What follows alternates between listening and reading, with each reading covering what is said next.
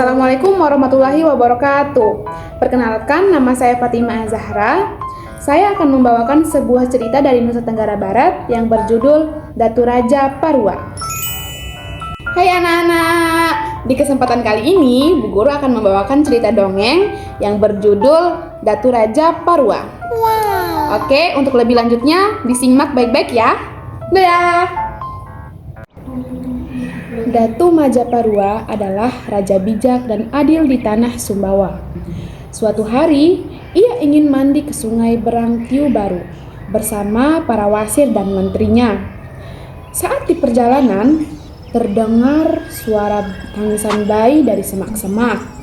Datu lalu memerintahkan, "Sangadiarong, carilah asal suara itu." Kemudian Sangadiarong pun menuju ke arah semak-semak. Ternyata bayi itu adalah anak hasil hubungan rahasia antara seorang dayang-dayang dan pencari rumput istana atau si Katib. Bayi itu kemudian diangkat oleh Datu dan diberi nama Lalu Polas. Dari kata polas yang berarti pengambil rumput. Dan Lalu Polas pun tumbuh menjadi pemuda yang tampan, sopan, dan taat agama. Suatu hari, Datu berkata kepadanya, "Anakku, sudah waktunya seorang lelaki mempunyai istri. Apakah kau siap untuk menikah?" Lalu Polas pun menjawab dengan hormat, "Ampun tuli tuanku, hamba junjung titah tuanku. Hanya saja mohon ditunjukkan siapa kiranya calon istri hamba." Lalu keesokan harinya, Datu pun mengundang semua anak gadis bangsawan ke istana. Lalu Polas diam-diam disuruh mengintip dari bawah tempat tidur untuk memilih gadis yang ia suka. Ia pun memilih putri dari Datu Sangadiarong. Datu Majaparua langsung memanggil Sangadiarong dan menyampaikan maksudnya. "Aku ingin anakmu menjadi istri Lalu Polas dan menjadikanmu besanku." Namun, Sangadiarong tak langsung setuju. Ia berkata, "Tuanku, Sumbawa ini hidup dengan mufakat. Hal seperti ini harus saya musyawarahkan dahulu dengan para wasir dan kerabat."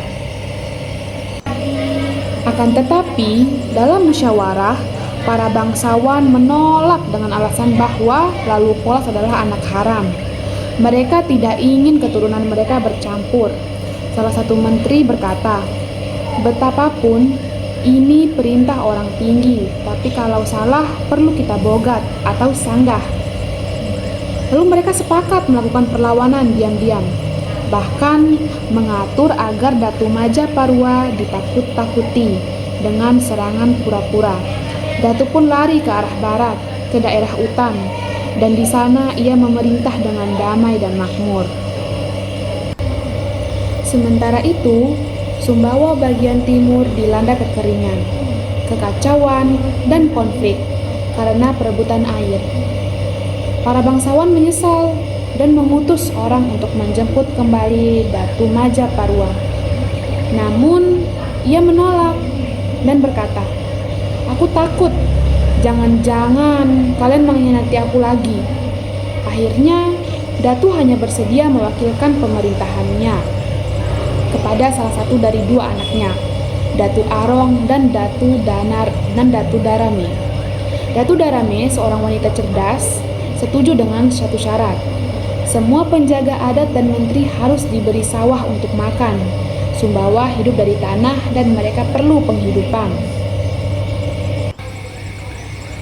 Para bangsawan pun setuju. Sejak itulah muncul istilah Uma Pamangan. Sawah yang diberikan kepada pemangku adat untuk keperluan makan. Cerita pun berakhir dengan kembalinya pemerintahan yang damai.